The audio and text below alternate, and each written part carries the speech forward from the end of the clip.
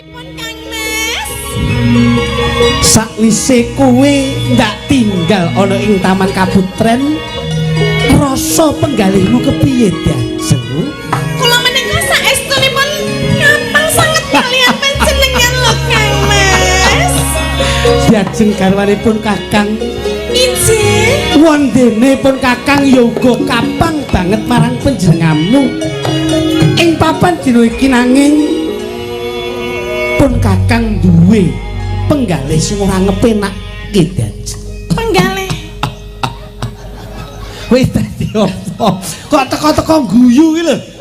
Dadi sapa? Dadi apa teko-teko guyu iki lho? Wis pokoke bayaran kok. Ora kok perkara bayaran ngono. Sik sementara kene properti. Properti kene lho, kene. Kene lho manut aku dadi properti kene lho. Walah, yo dateng ganteng-ganteng lho. Wis to meneng ganteng pening lak genep, Dajeng. Injih Kang. Coba lenggah sawetara ya, Dajeng. Wonten mriki? Iya, lah iki lak ya wis tak pundhutke kanggo panjenenganmu. Oh, injih. Kula kalian panjenengan to Kang Mas. Ayo mengko ndak kancani nanging sawetara ndak utus lenggah luwih dhisik ya, Dajeng. Nah, kepiye Dajeng? Kose Dajeng, rada-rada. Iki yen nggonmu lenggah kurang prayoga, iki sebab Pripun? lelenggahan iki ndak pundhutke sing limited edition. Oh, injih. Ya, tadi yang keduren setelane remote ning kene iki lho. Kang Mas. Kula pengen jajal. Engko yen Jajal nyetel ngen remote Mas. Sing nyetel kowe ya keri lho. Aku kan yo pengen jajal. Jangan. Nanti saya kan yo gringging. Kene. Coba kepiye Dajeng? Coba kondo. Kondo apa? Ora Iki. Ayo sakwise ndak tinggal ki. Oh iya, heeh. Ngono. Walah. Joglutuk. Kentongan. Coba aja. Kepiye Dajeng? Kula menika jan. Kentongan. Kentangane sinten? Kentongane Mas Kangko ki lho. Kok iso? Kentang kamu. Lho, kae lho kentongane. Wis kentongan. Nah. Kene nek tutuke tok. Jonegoro ki nggon kae toplak tok kae. Bunda sampe. Ayo sing tenanan raketan saetik. Nah, ngono. Sip ta. Dajeng Injih Kang Mas. ing papan kene pun Kakang bakal nitip pers.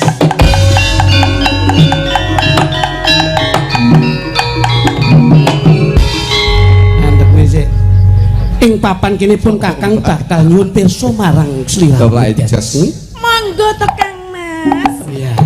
Kula menika saestu kapang kalian panjenengan lho Kang Mas. Nanging ana bab kang wigati sing kudu ndak takoki marang kowe. Tapi ganti menapa to Kang Mas? Tak dialog sih. Panjenengan menika rak nembe kondur to Kang Mas. Iya, nanging- Apa jenenge wong jenenge bebojan?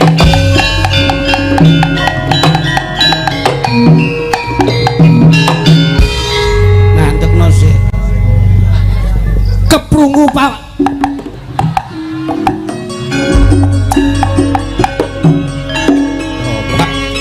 Piye kaya ngene. Keprungu pawarta sing ndak tampa. Suwuk ya, Mas. Apa bener? Nah, suwuk. Loplak apik. Ing papan kene kandhaning para nayaka praja.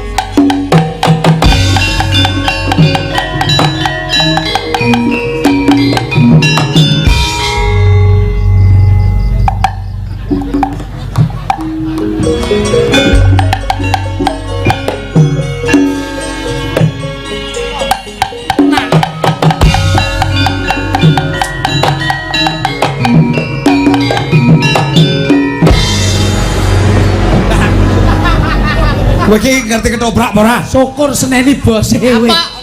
Aku kan mau tak-tok kaya bakal bakso. Syukur. Iki ki arep omong. Lah ketika omong mau kae tak-tok fokusnya ilang. Ngono lho. Pasti damang. Kowe iki ngawur rek. Karo kentongan dhek kok ora gelem muncul ki ya ngapa kok iso. Kentongan tak-tok. Nah. Kentongan.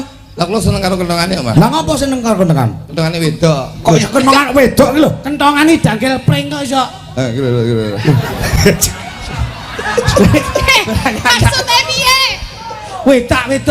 Lah nek ngerti mblepe mbok tak dusuk usune kene. Lambemu. Seneng lek aku telusup. Ayo kowe balik. Tak contoni sing tenanan iki. Nah iki lho ketoprak ini iki. Kene iki ndandel Berarti ngrekel kabeh. kentongan ki penting, Nggih. tapi enggak mendominasi gitu loh. Nggih Mas Kangkong. Kemplopok aku. Ngapunten kemplopok Uang. goreng. Ayo gentenan kan aku. Ayo tenanan. Kok gawe gelane sing mirsani to.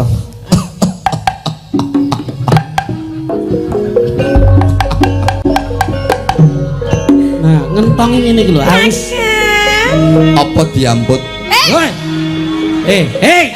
Diajeng. Diajeng kok diamput iki. Diajeng.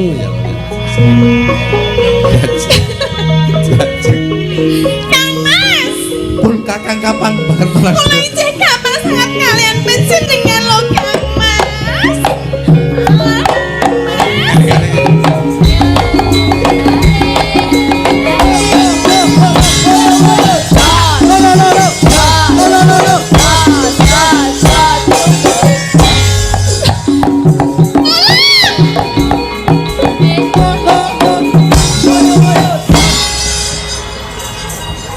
Apa ini ketoprak kok? Ini Ayo. Lah, marah iki kentongane enak ya kaya. Iki anu numani iki numani. Panjenengane numani ya. Tenanan. Ngene. Masane. Dadi dituwek ora. Aku mau nek aku ngene-ngene mau. Iya. Aku mau nek ngene-ngene. Masa enak gitu? Mau. Ah, enggak sakit. Oke kan. Ora ayo. Dimulai ora oh ya bener kok wedok. Udah.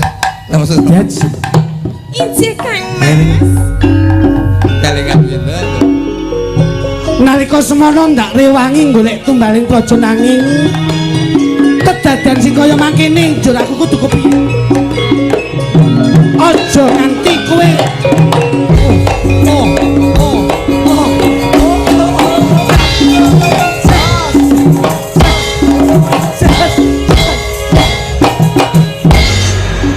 dalangnya ya stres tiba ya jajan. jenengan iku ya nular-nulari ya Penyakit kok malah muni ngono apa mergo kentongane wedok kuwi ya? anu sing ngentongi niki mawon. Aja iki, Ngono. Ora sangang tabu nek kuwi. Ya.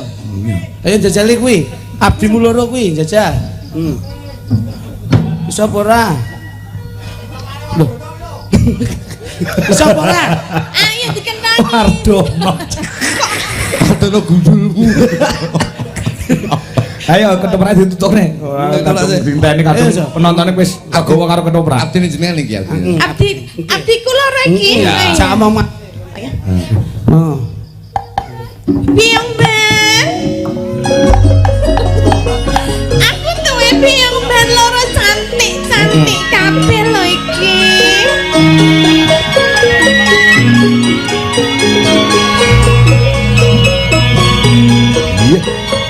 Biang ben wonten dawuh Gusti Putri. Iki Kang Mas Sito Paksa kok ya urung kondur-kondur lho.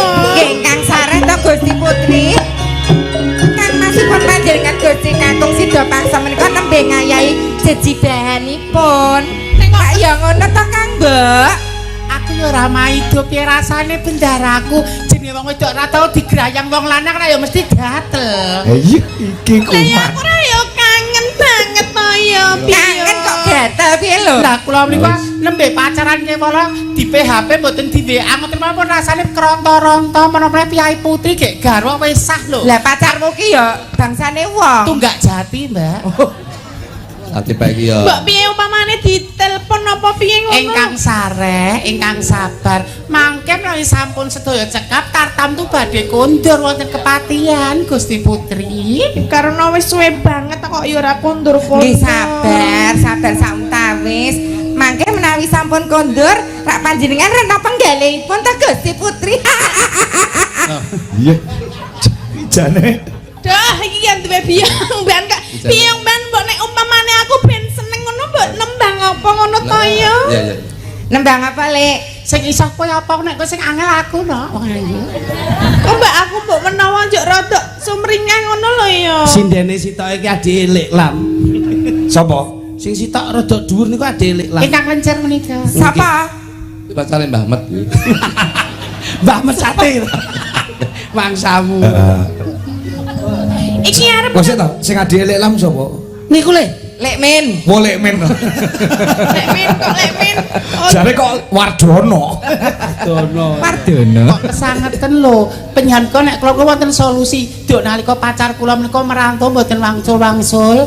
Jenenge nek dhuwit kula pun dicepaki kalih pacar kula. Omah ya ketangan elek pun dicepaki. Tapi kebutuhan anu batin kok dereng tersalur kateng kula golek kulit duren Gusti Putri. kulit duren ku ngapa? Masa kulit duren? Rak ya abrakmu babak bundas kabeh kowe iki Kok kulit duren padake aku karo kulit duren lho. Lajeng kersanipun Gusti Putri menapa menika?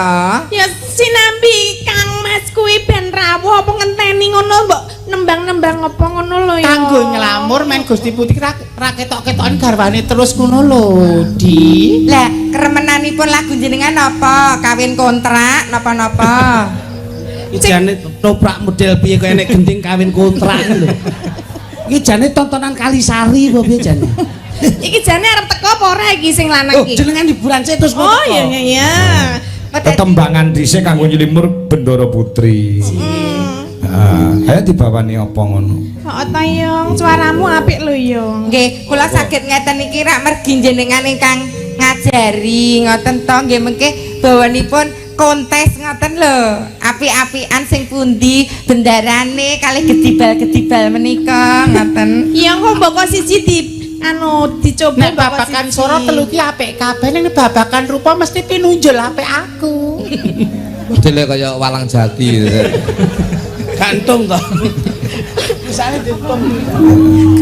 Gebok asmara nggih Gusti Putri. Iya ora apa-apa manut Panjenengan ingkang miwiti Ya ngaten. masa aku iki lho biyong men sing rada dhuwur iki lho. Ayo sing ayu dhewe. Ayu-ayu kok jenggote ting cringi ora. Buka watine Mbak Yuni. Titinganipun roko Mas. Wi. Kok sarimen to, Pak? Sukimen kok sarimen. Nyingkat. Nyingku. Malah kaya kutut lagi kesel. Saiki modele lek men ki anu, nek dandan gak gelem gawe celah. Diwe putih ben kaya Chinese lho, kaya putri Chinese lho. Jeh sipit-sipit manja. Jenenge ya Cina kok, Mas. Cina piye? sapa? Sapiteng jenenge. Lah sapiten sakmono ki brutune ndane yo. Nek aku sapiteng kowe ponakane. Apa? Jumbleng. Jumbleng. Ayo kowe nak. Wiwitane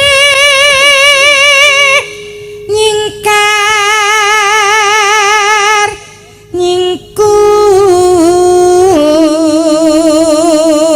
nyingkur. Mangga Gusti Putri. Aku dadi Gusti ya kene ya. Jane ya ayu aku patutene ya ngono bare ndak lah ratu peran. Jane cara sutradarane cetep ya ayu aku madolke aku nglamuhi aku. Ayune kene sik asli lah kowe ayu nggih bal bligo e. Kula ya wedok lho. Wedok apa? Kok wedok? Nek mengkurep. Lanang yo kowe iki nek mlumah kaya jagung bertongkol dua kae. Lingsem yen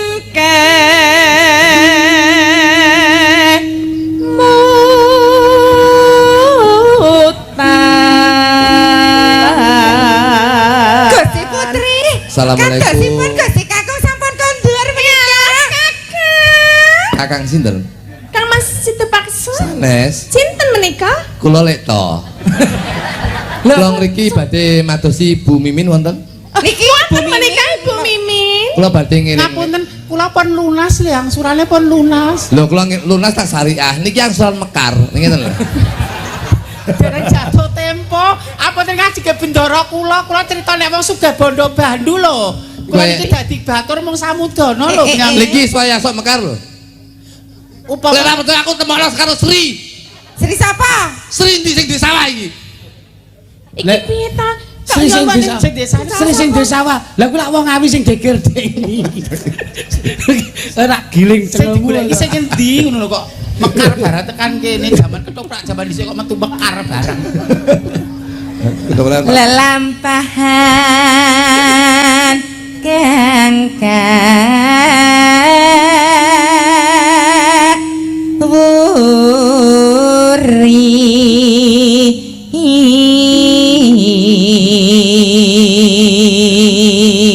Mbak Mimin. Tresno, alah tresno. Nganggo alah barang iki ngopo to? Nek sinden belajaran mesti mung letterlek apa sing ning nggon kaset. Ning sindene semumpul iki mbok ditambahi dolah piye tetep tekan gone. Oh iya. Musikalitasnya tinggi nek sing jak belajaran ya gur monoton ngono kuwi monoton. Ya ora kok perkara sampean iki mengalibi monoton, napasmu wis entek. Halah, kok halah ngono entek napas. Tresno tulus. Wis ora alah Mbak. Nadyan neng guung bokas.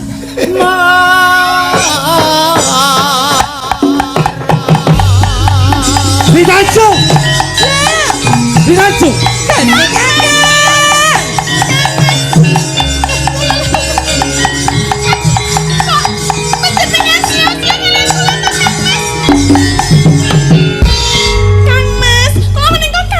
Ora perlu kowe dadak cedak marang aku. Gusti jenengan kadon depel-depel aku ki lanang. Oh iya lali aku.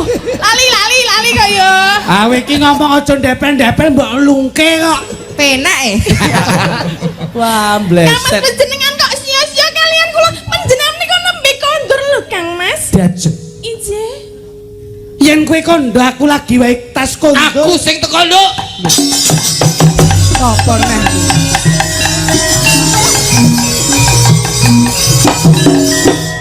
Lagi bojone sing ngendi? Bojone jenengan ki sing ngendi? Aku bingung. Iki Kang Mas. Jane niki ki Gusti Kakung Sida Paksa apa jaran? Jaran aku. Aku bojone sapa? Lho, lah dapukanmu ki apa lho, Mas? Kowe iki abdiku. Dadimu ya? Abdi kok iso kemlinting ning ngarep kok iso. Apa ning ngarep kok Kewanen. abdiku. Loro iki bojomu. Kita bojone kene lah mirip ki. Oh iya. Kan nek gelungan rak ngene iki rupane. Ya padha. Wis padha meh ngono kuwi. Dajeng. Kang Mas. Yen kowe saiki wis ora tresna marang pun Kakang, gage ndang Kandhawa ya dajeng. Kula menika saestu tresna kalian panjenengan lho Kang Mas. Panjenengan mbok sareh rumiyin, ngunjuk-ngunjuk rumiyin. Ora. Ing papan kene aku bakal nyuwun pirsa marang kowe. Apa bener yen Gusti Prabu Sradikala wis cumandha ning papan kene? Yung. Piye? Yung? Pripun? Iki lho. Gusti Kakung, Gusti Putri menika wonten dalem menika mboten tumindak ingkang neka-neka. Ya Jogoro. Saestu kula seksinipun. Kok kula niku ngancani Gusti Putri menika sedinten. Ing papan kene sing ndak pasrahi sak leker gentonge ora ana liya mung kowe. Saestu Gusti Kakung, Gusti Putri menika mboten tumindak sedeng. Kedadian kaya mangkene kowe ora bisa ngawat-ngawati. Lajeng kados pundi to? Punten dalem sewu to, Gusti. Kakang Jurutama. Lah wong loro ki malah gendaan ning kene. Kakang Jurutama. Lho, Wedang. Lah sing jagongan ora dhuwur ki ngisor ya jagung. Wah bahaya ki. tekan kowe yo. Yo. Siap. Oke. Ayo. Kowe kandha blok apa ora? Saestu Kang Mas kula menika mboten. Iki kepiye to, Mbok? Aku diewangi ngono lho ya. Kanjeng Pate Sida Paksa. Kula menika mboten mriki. Nggih, ingkang wonten Taman Sari menika kula kan rayi kula. Ya. Kula mengatos piyambak bilih Gusti punika mboten tumindak nika mboten wonten tamu ingkang wonten ing kepatihan ngaten lho. Yen nganti mbleset sakabeh kandamu bakal ndak paringi pidana. Sangertos kula mboten wonten pawongan Panjenengan sanes. menika kok mboten percaya kalian kula to, Kang Mas.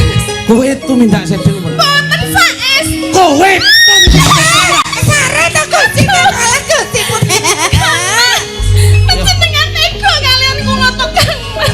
yo gene kowe ngerti. Ampun dak siya Gusti Kakung. Ampun to, Kang Mas. Kula menika mboten tumindak sedeng, Kang Mas. Saestu, Kang Mas.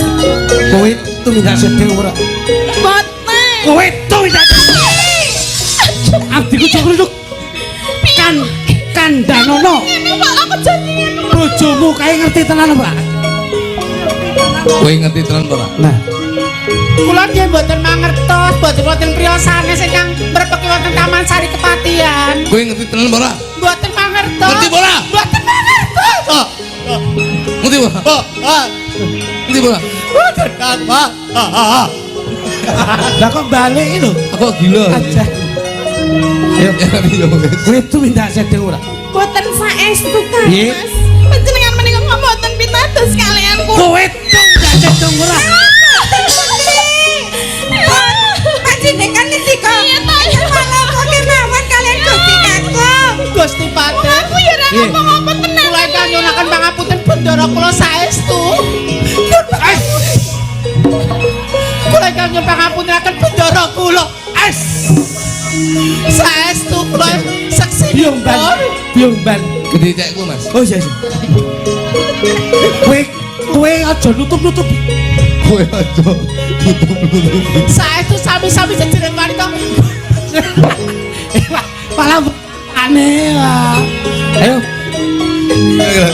Kang Mas panjenengan ajeng menak. Oh iya iya gitu. Ayo. Menawi panjenengan mboten pitados kalian kula. Tak milih. Jenengan kok piye to yo? Piye to yo? Aku malah Ngamaken pusaka menika. Apa kowe ora ngerti? Ndak rewangi golek tumbaling praja Mas Plung-plengkung gumulung tunggelung. Ya kene kedadian sing kaya mangkene kowe gawe wirang. menawi panjenengan mboten pitados kalian kula Kang Mas. Monggo mang percaya kula Kang Mas. Weluh. Ananging kula piye yo? Ananging Kang, menawi Gusti Putri menika panjenengan percaya, menawi rahipun menika gondo batin.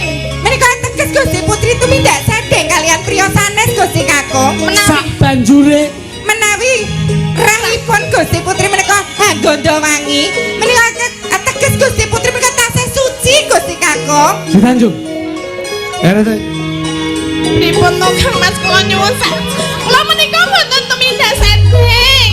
Sakabeh kandhamu becike ora bakal bisa menehi papan panggonan penggalih kuwi.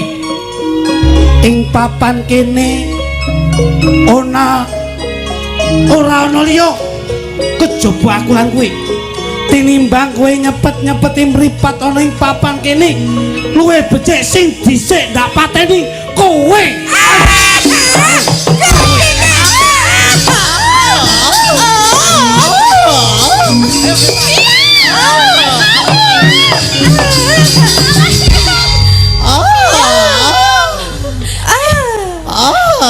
Iki jane mati kok ngopo iki malah. Lagi tang lumon iki aku manten apa mati nggih sekop-sekop lagi iki aku. Mecati kok iki tak pateni sik. Tak pateni sik ben ora ganggu. Oh iya bener. Panjenengan tega kalian biung-biung kula to Kang. Yo kene aku ora tega nanging kabeh. Men, kowe iki mati, men. Kok sik golek-golek pen. Oh iya iya. Ing papan kene yen kowe kandha diramang gondo amis ateges kowe ratu mindak sedeng. Injih. Ing sakmono suwene ndak tinggal kowe malah gawe wirang pun Kakang. Luwih becik kowe muga tuwin.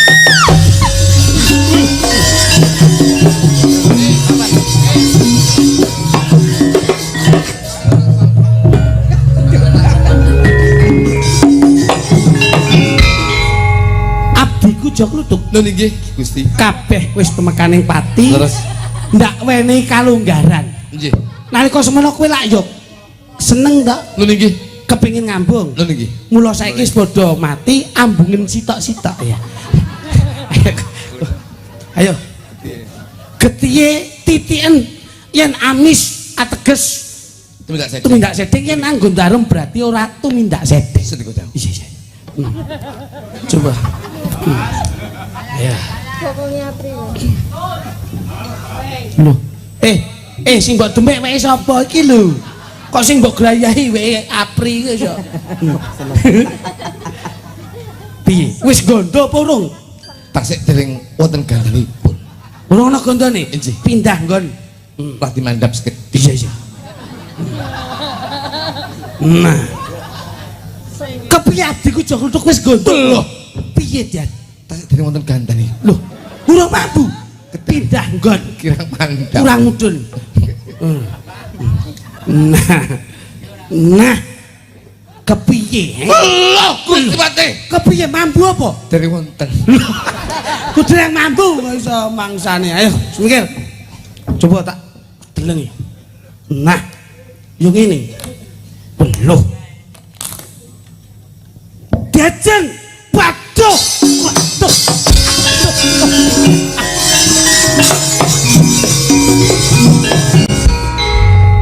Jebul anggonto wangi. Menika ateges ingkang garu mboten lepat Gusti Pati. Pancen garwaku ora luput abdi kucuk lutuk. Gandanipun kados pundi? Wangi. Gandanipun Wangi. kini gandanipun wangi. Besok menawi sampun rejane-janing jaman dipun wastani Banyuwangi.